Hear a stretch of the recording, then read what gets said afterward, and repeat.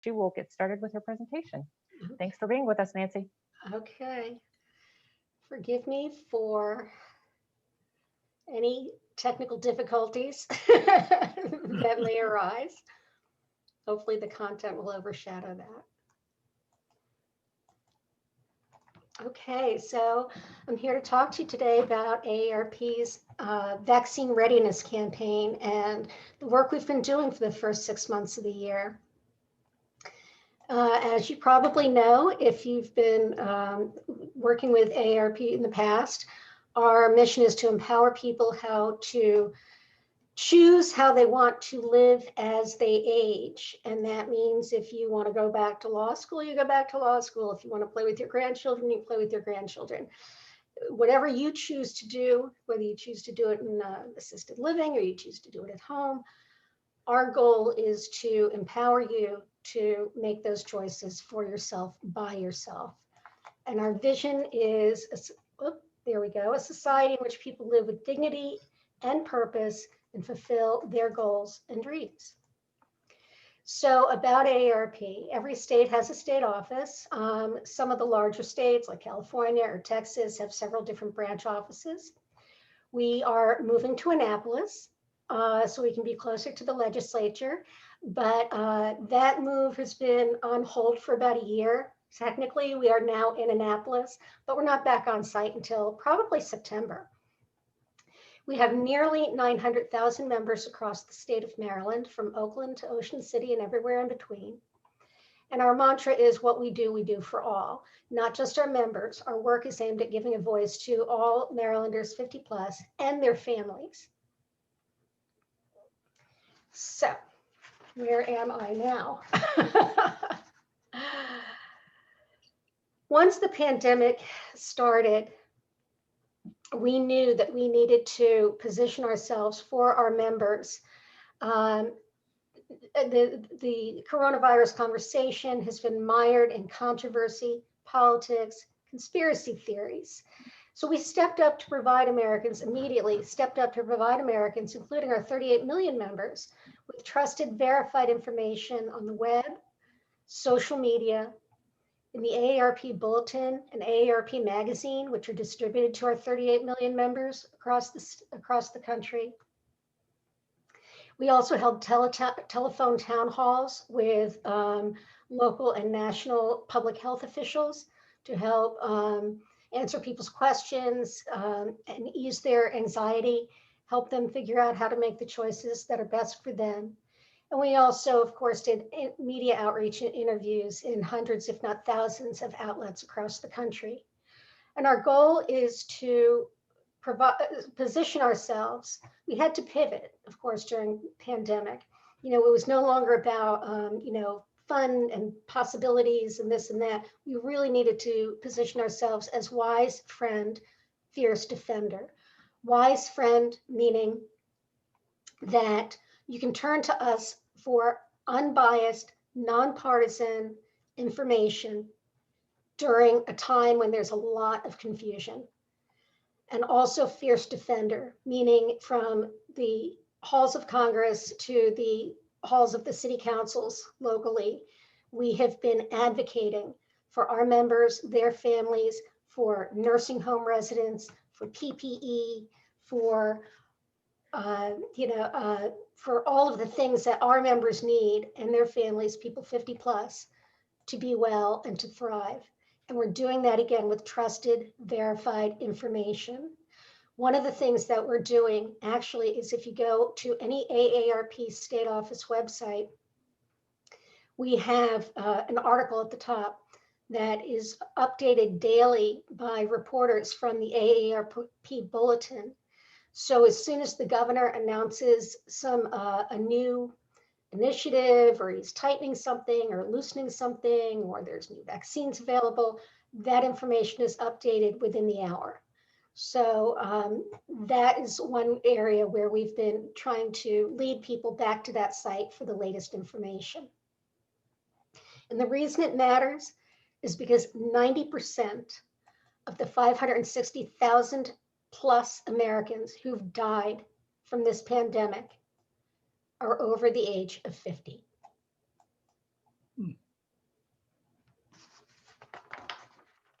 So again, our information is nonpartisan, backed by research, and vetted before we share it with anybody. So as I mentioned, so we set up this this source on AARP National and on the state magazines to provide the latest information about the virus and now about the vaccine. And so it's been our mission to get that information out to as many people as we possibly can. One of the ways we've been doing that since the beginning with the vaccine rollout has just been traditional media relations. So we've been reaching out to the press. We've been calling for statewide coordination on the vaccine rollout. We've been very critical of the governor for the clunky way that this rolled out in January. We were hearing from our members almost every day, phone calls, emails, letters. I can't get the vax. My mother's 95 years old. I don't know how to get her the vax. There was, a lot of heightened anxiety.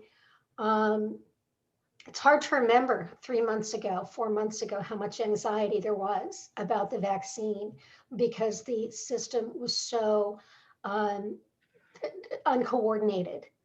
And so we've been calling since day one for equitable rollout, prioritizing people age 50 plus and those with comorbidities, and also making it as accessible to as many people who want it as possible. And so we called for that toll-free state coronavirus vaccine hotline. Are we happy that it only leads to, one certain kind of system rather than the entire? No, but it's a start. At one point we figured that if you really were looking to try to get a vaccine, we had folks in February, you had to call 9 phone numbers or go to 9 websites, the state, the county, CVS, Walgreens, Giant. I counted at one point, you needed to have like 6 phone numbers on speed dial if you were going to get a vaccine. We also engaged influencers. In addition to regular press outreach and editorials, we reached out to people like Jane Miller on social media. We tagged them in our posts about our frustrations and about our call to action. And Jane actually joined us on some volunteer calls so she could hear directly from our members about what was going on. And that was a really great listening group. Throughout the pandemic, we've had weekly volunteer calls. Starting last March, when everything went virtual, we've been meeting with our volunteers on a weekly basis to keep them engaged, entertain them, inform them. And then we've also had advocacy meetings as well during the legislative session to make sure that they could still remain engaged in what's going on in Annapolis. But back to the COVID, we, starting in February, started on a series of digital ads and streaming audio, social media, and electronic communications to get information out to as many people as possible. And so with digital ads across several different platforms, since February, we've had more than 1 million impressions, whether that's somebody who is in Montgomery County reading the Washington Post or the New York Times, somebody going to the Baltimore Sun website, somebody else might go to the WPOC radio page and see one of our pop-up ads. We've also done it with mobile. And the idea is just to get the facts about the vaccine. We're trusting that the more people know about the vaccine, the better position they are to make the decision that's right for them and their families. We're not telling people to get it. We're not telling people not to get it. We're saying, here are the facts. We trust you to do the right thing based on what's right for your family. And so we've also done streaming audio, because a lot of us are home listening to audio on our computers these days on Spotify and Pandora. Also, people who are commuting are listening to streaming audio on their smartphones. So we thought that that was a really cost-effective way to reach hundreds of thousands of individuals. And of course, there's always social media, the old standby. And we also have a quarterly newsletter that goes to 200,000 subscribers. And that leads right back to our website with all of this information. So we're hoping that, that through these various initiatives that we're kind of trying to blanket the internet with information so that anyone who wants it can access it.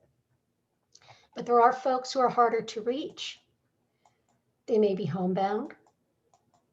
They may be low income and just not be able to, and not don't have access to the technology or the broadband. They may be at shift work so that they're asleep right now and they're working all night.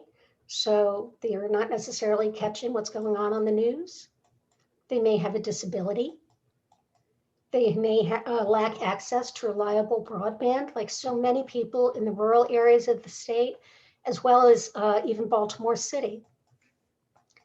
They may not be very tech savvy. They may be somebody like my mother who always had a flip phone. So to reach these folks, you know, we've done a lot of different things. We started out with a telephone town hall. And if you're familiar with what that is, that's an outbound robocall. We usually send it out around 10, 11 o'clock in the morning. And we had to do it kind of local focused because all the vaccine information depends on where you live. Again, back to that frustration with the statewide rollout. So we had Councilman Hans Reimer, and we had people from, what did I say, Charles County? I think that's a typo. No, it had to have been Montgomery County. So sorry, wait, there we go. And somebody from the Hopkins University School of Public Health. We made sure that there was a public health officer every time, or a doctor or physician every time we were on these calls, just in case we would get questions. So we had almost 1,000 members participate. 891 stayed on the phone. Others participated from our Facebook page, from a live stream. And then there's also a landing page for our teletown halls where people can participate. And we did another one in February. And there we had an even greater turnout, probably close to 1,200 people participated either by phone or by social media. And this was a lot, the conversation, a lot of it was kind of a listening post where people could just say, I've been trying for 4 weeks and I can't, and, or other people would, you know, they would say, you know, is it safe? How do I convince my father to get it? Just all kinds of questions. If you recall all of the confusion that was going on out there. So these were very, very useful and very well received ways to reach people who, one woman we talked to in PG didn't even know the vaccine was available yet. So that's how isolated she is from, you know, what's going on. So just reaching one person like that makes all the difference in what we do every day. We've also are using traditional radio. Radio is way up during the pandemic. We have a underwriting relationship at Salisbury University to reach 3 different public radio stations on the shore. And what that message is, they tend to be kind of conservative populations. It's just get the facts, just get the facts. Come to this website, get the facts, or call the state hotline. We've also partnered with iHeartRadio stations. So there's WPOC, which is country, one of the most successful country music stations in the country. QSR, WZFT, which is Z104. I think QSR is classic. And then WCAO radio is gospel. So that's another 500,000 impressions, people getting the message to, and in this instance, we're saying call the state hotline. We're trying to keep it really simple because we don't want to compete. You know, if we're targeting you on radio, it's because we've determined that you may not have internet access. So it's a lot easier to have one call to action. We've also partnered with Sean Perry, who's the host of the Senior Zone on WYCB. Sean has a show every Monday morning that reaches largely African-American audiences in the DC suburbs. And so we've done interviews on his show and also sponsored ads.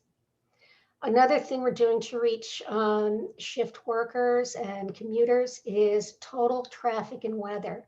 We're going to get almost 1 million impressions with our messaging on the Total Traffic and Weather Network over the next 6 weeks.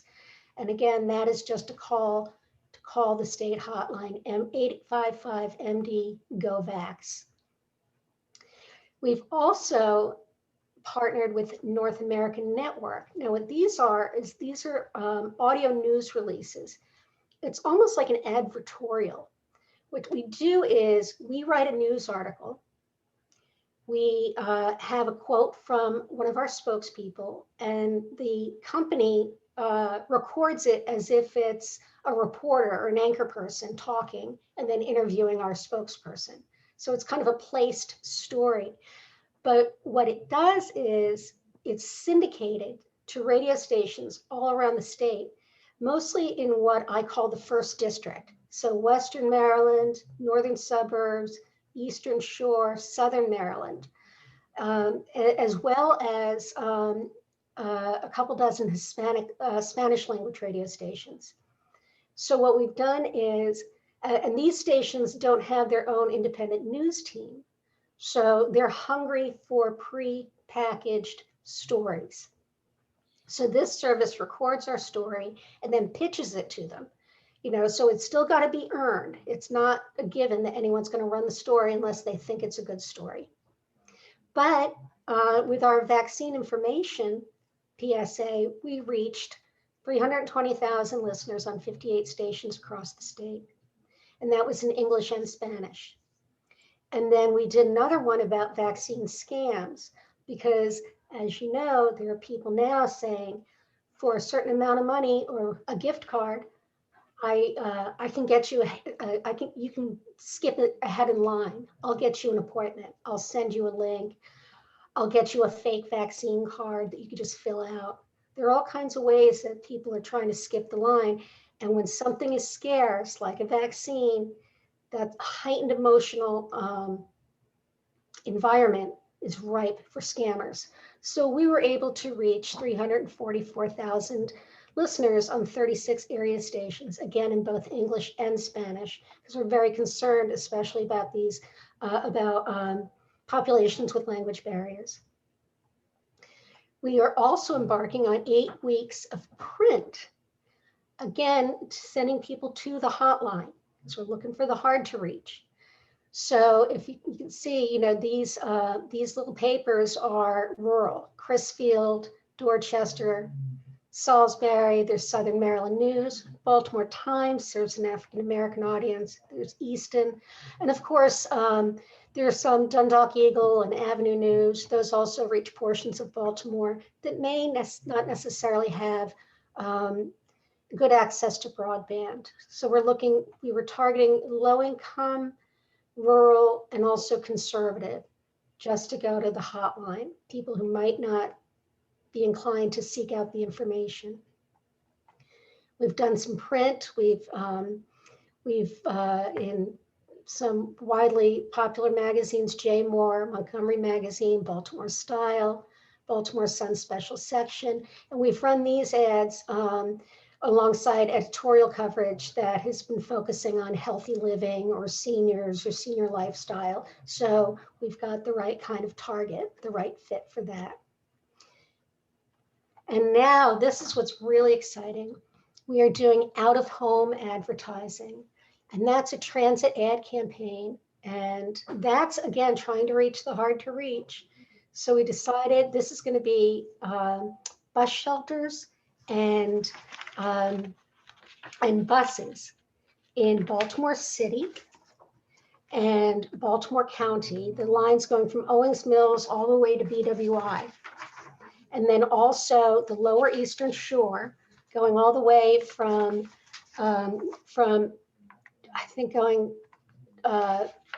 Cambridge to Ocean City. some of those routes. So it's going to be 35 bus shelters, 206 buses in English and in Spanish over the course of 16 weeks. And we hope to get 1 million impressions on that too. And that again is the call to action, is to call the hotline. Looking ahead, we're pivoting to dealing with addressing issues of hesitancy, access, and then also, in order to address hesitancy, figure out why people are hesitant. One thing that we noticed is, the people kept saying, using Tuskegee as the Tuskegee experiments to assume that African-American audiences would be hesitant to getting the vaccine. And that hasn't borne out. So we do need to figure out why folks are becoming hesitant. We're looking at, every time the governor does a press conference, I'm looking at the Facebook comments to see what people are saying about the vaccine. There's some folks who are saying, if I can't trust Johnson & Johnson with baby powder, how can I trust them with a vaccine? There are other folks who are saying it's Bill Gates and his global conspiracy to microchip all of us. We're just hoping that the more we can understand where they're coming from and just stick with the facts, and the more people know others who are getting the vaccine, that will help bring them along. And we're also concerned with access. People who are homebound, people who have language barriers and disabilities, people who want to get the vaccine, but they don't have transportation, or they don't know how to sign up for it.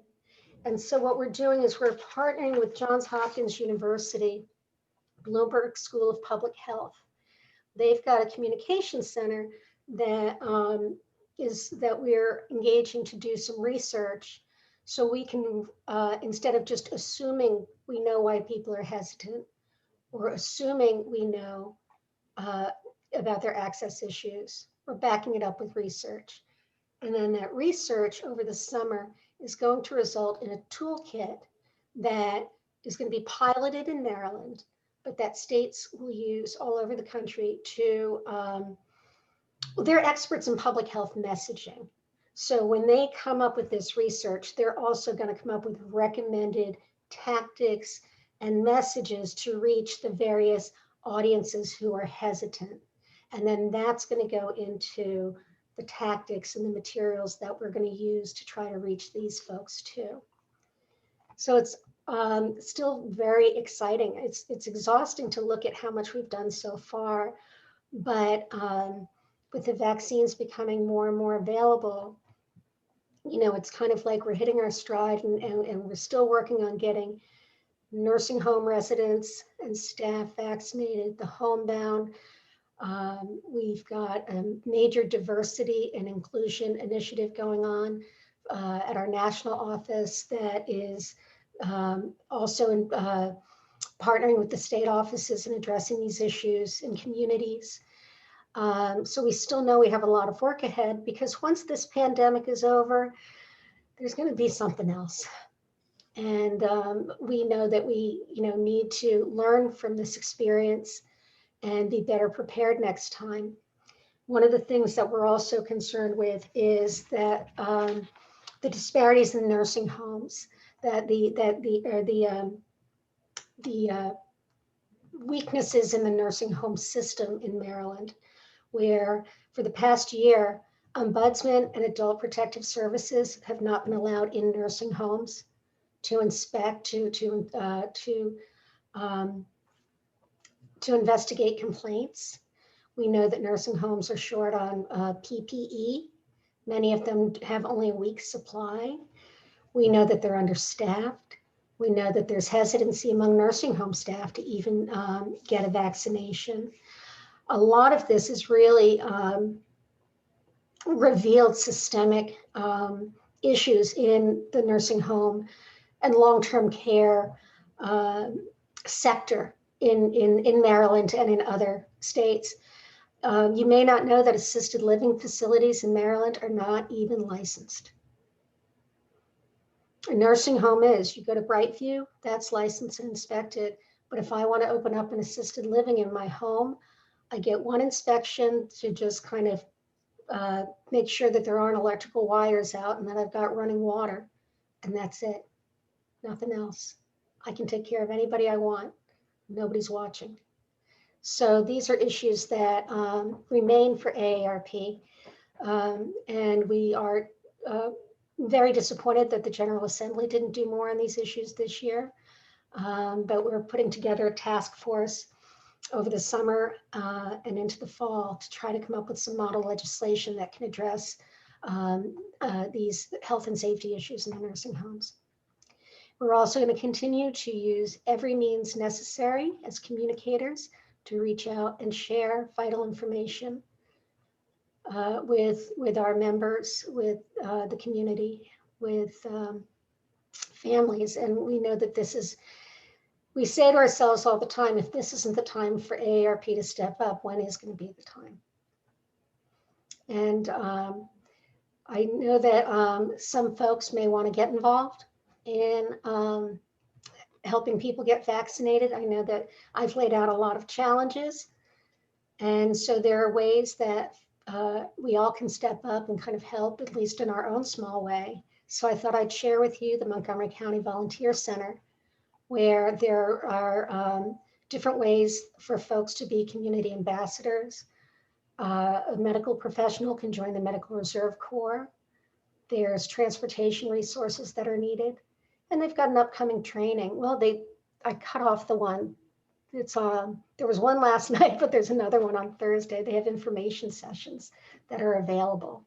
And so I've included that website here too. And with that, thank you, everybody. I'm happy to take any questions. Thank you, Nancy. That was great. Before we get started on questions, I wanted to turn it over to Connie for a moment, if that's okay, to talk really quick. She wanted to make a point about the assisted living facilities. Oh, Connie, I can't hear you for some reason. Can you hear me now? Yes. Okay. Actually, I wanted to ask you a question, Nancy, about that comment that you made. Because I do know that 5-bed and anything above 5 beds, you do have to have a license in Maryland as well as in Montgomery County. So I was wondering if you could expand upon what you were talking about when you said having an assisted living in your home and not having a license. I actually am unable to expand upon that. It's something that I learned during the legislative session. And so unfortunately, I can't expand upon it right now, but I'm happy to follow up with you. Yes, please. And the reason why I asked, and I feel that I'm an expert on assisted livings, is because my mother and we own and operate an 8-bed assisted living in Gaithersburg in Montgomery County. And trust me, we have not only been licensed by the state, but by the county, as well as you name it. The fire chief marshal comes in and inspects. Even, I don't want to say recycling, but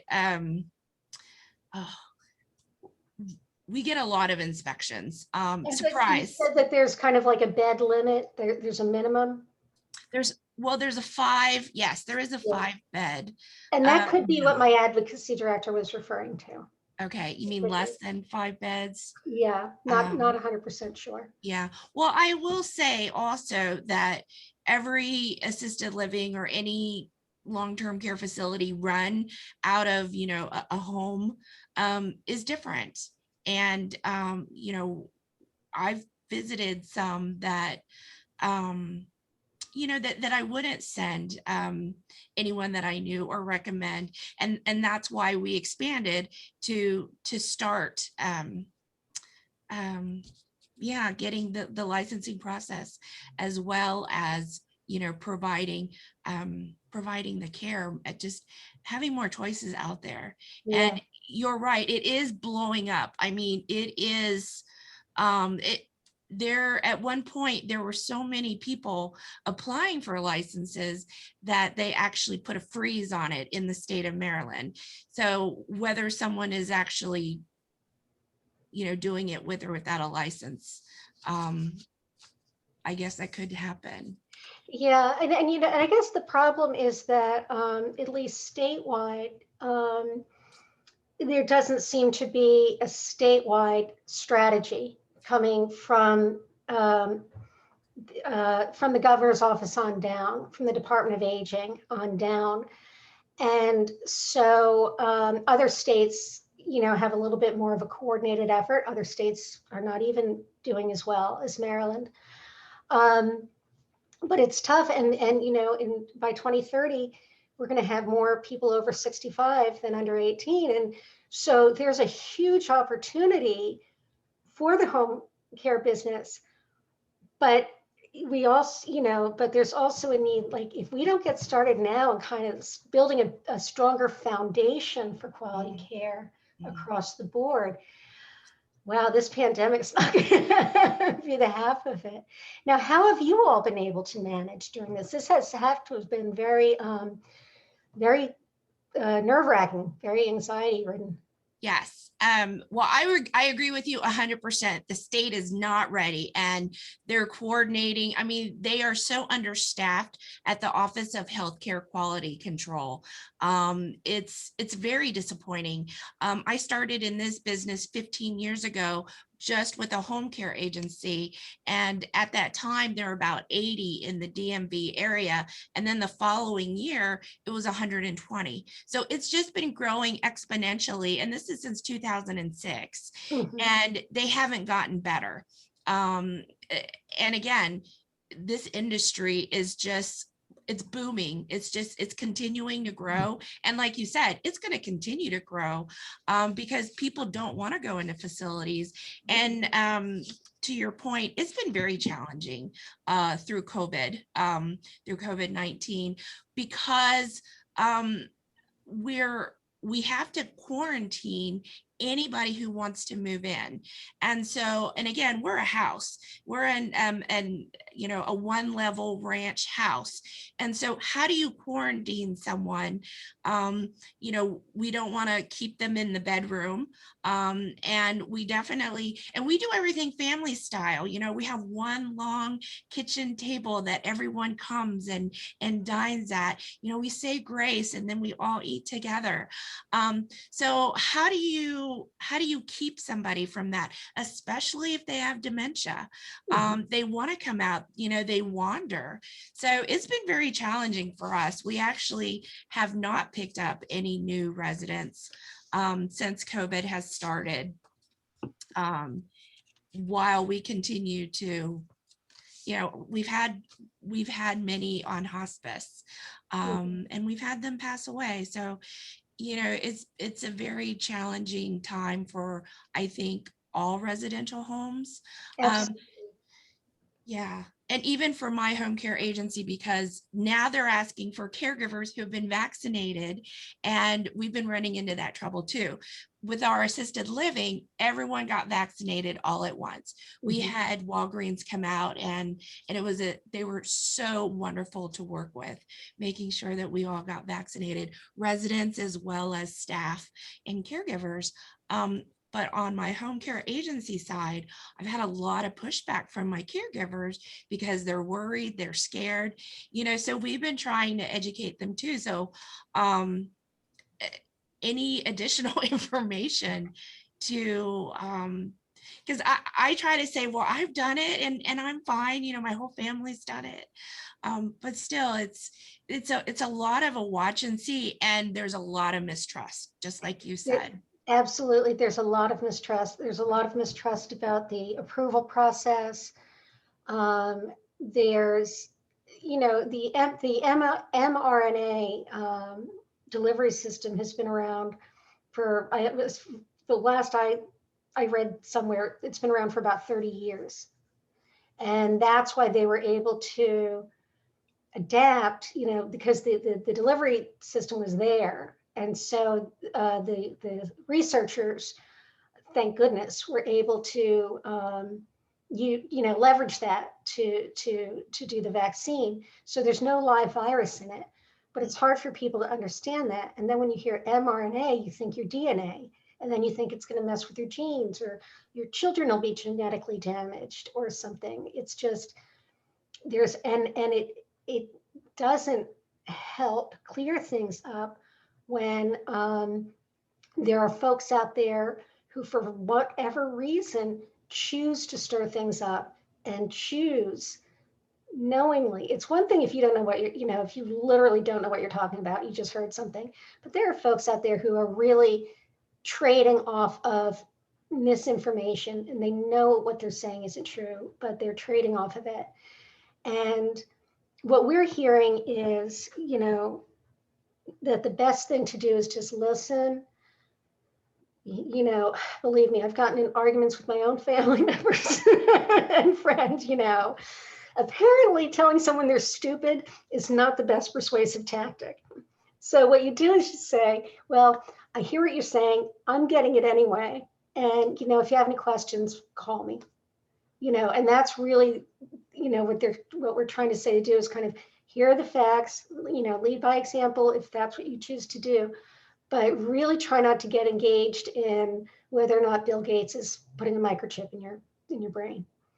So I want to thank you, Connie, and Nancy, for that great dialogue about assisted living. And Nancy, you just kind of spurred a question that I had been wondering. Can you walk us through what someone would experience if they were to call the hotline? Because we want to make sure that people do have that access to the balance of information. So tell us what that is like. Well, what happens when you call the hotline is what they're doing is their job is to get you to one of the mass vaccination sites around the state. And those sites are now, many of them have walk-up appointments as well. Others are drive-through. So initially, of course, you had to wait on hold for hours and hours and hours, keep calling, and then you could get an appointment if you were eligible. Now that eligibility has been opened up and there are sites opened up around the state, it's a much easier process for you to tell them where you live. And now you don't even have to tell them what your medical condition is or your age. You can just say, I want a vaccine. And they will help you find a location near you. Now, my understanding is that if you say something like, I can't make it to Six Flags. I live in Harford County. Where can I go in Harford County? My understanding is that they will refer you to a Walgreens or a Giant Food or a CVS that's local to you. Thank you. And they're much more helpful than they used to be. It's all a drastic improvement. We wouldn't be having the same conversation 3 months ago. Thank you. Any other questions? Oh, Patty, go ahead. Hi, Nance. I've read more than one article looking at the COVID hesitancy, which most people assume is people of color, but it's really not. It's conservative white males, especially conservative rural white males. So when you're looking at your approach, deep diving into what you're actually saying, because you're on the phone or the hotline, or you're trying to reach these people, what is your messaging that you think is going to click with them? Well, that's where the research is going to help us. We do know from what the national office has learned so far. Of course, we do know that you're not going to persuade anybody unless you show them respect and listen to what they have to say. We also know we're not going to be able to convince everybody. But the exact messaging that we want to use and the tactics. So right now we're just trying to put that hotline out there, and reach people where they are, with the media campaign and the transit campaign. The Hopkins research is going to help guide us in answering some of those questions. So right now we're still asking the question, and by mid-June, we hope to have some solid answers or recommendations. Hopkins going to put their data out by mid-June, the end of June. Well, we've commissioned a consultant to make recommendations to us. Now, at the same time, we are also, we're a national organization, so we've already got colleagues in red states who are talking to us about talking to us about what they're hearing from folks, and that goes across various demographics, not just the middle-aged conservative white men. And so we are listening carefully to the kinds of approaches that they're using. We meet every week and share tactics from state to state. There's one southern state where one of their tactics is just to build trust, is to provide lunches for the National Guards, men and women who are manning the vaccine sites. And hoping that, if AARP bought, you're out there, we respect what you're doing. Thank you from AARP. And it's just kind of seeding trust. I know it's a very small step, but everything has to, things start small. We are also going to churches and also, sponsoring vaccine information, distributing information through churches, trying to reach pastors because people will listen to their pastors.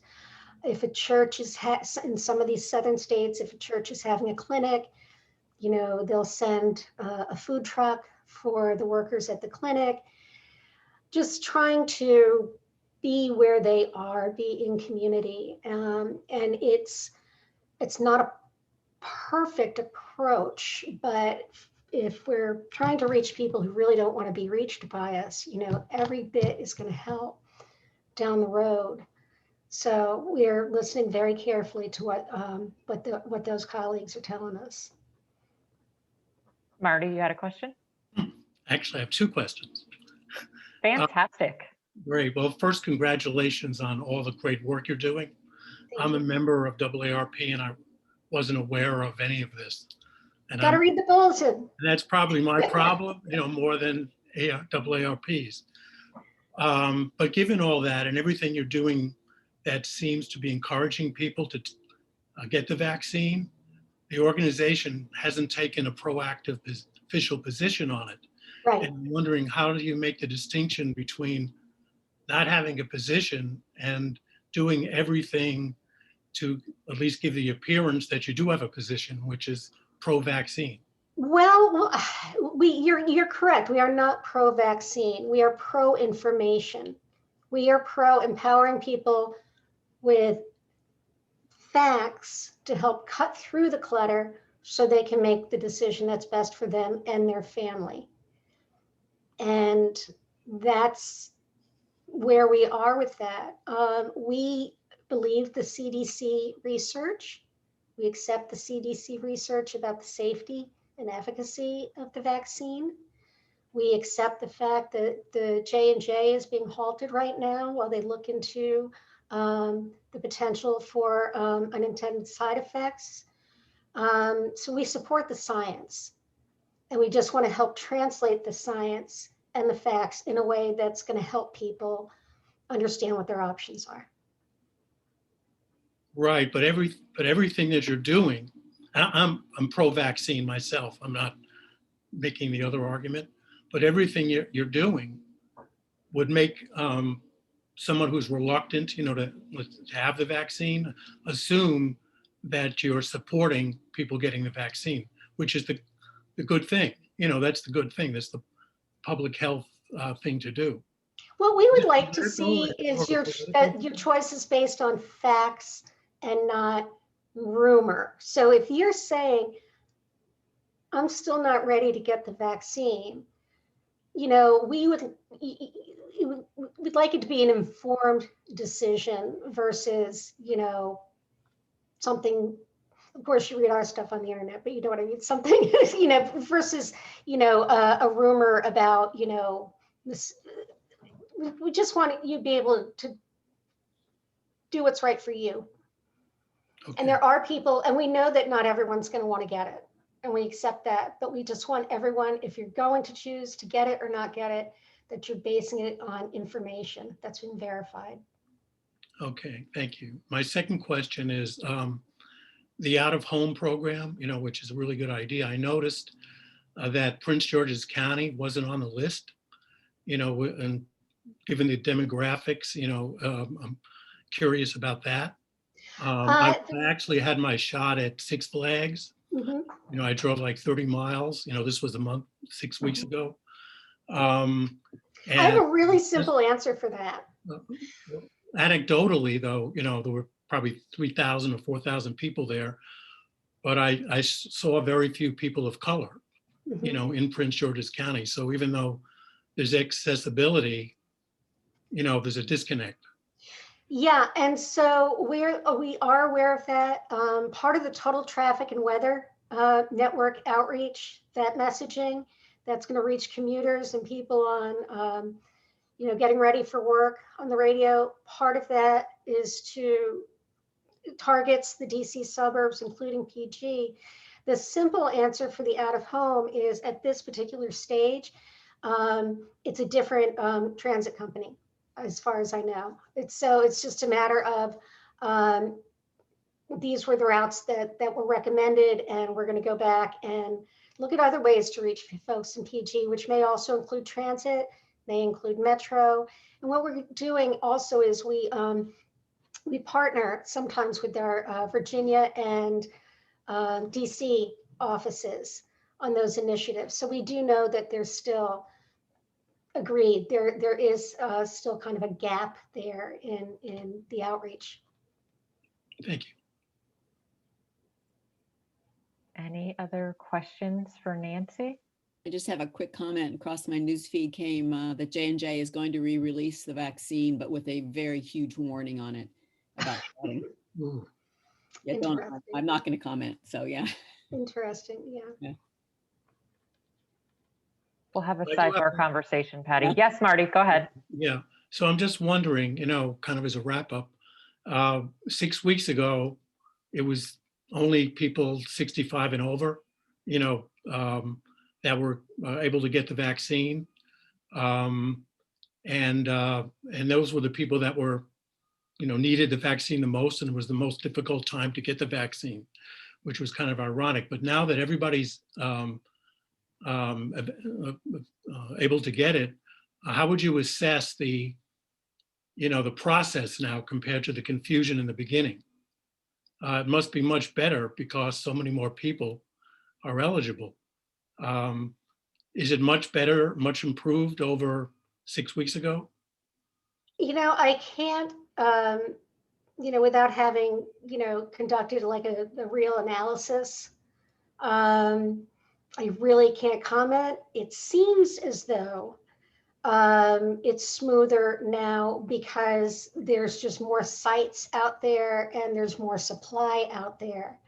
And so anecdotally, we're hearing from our members that yes, it's much easier than it was a few weeks ago, but I don't have any research to back that up. Mm-hmm. We do know that we need to continue to prioritize people, older Marylanders, people with pre-existing conditions, and people with access issues. So we are not putting anyone in front of the line, in front of anyone else, but we do want to make sure that we don't lose sight of the folks who have suffered the worst from this pandemic.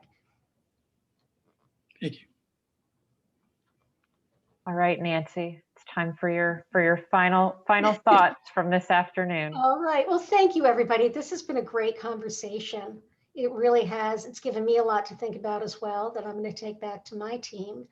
And it's always a delight to participate with you all. So visit our website at aarp.org/mdvaccine.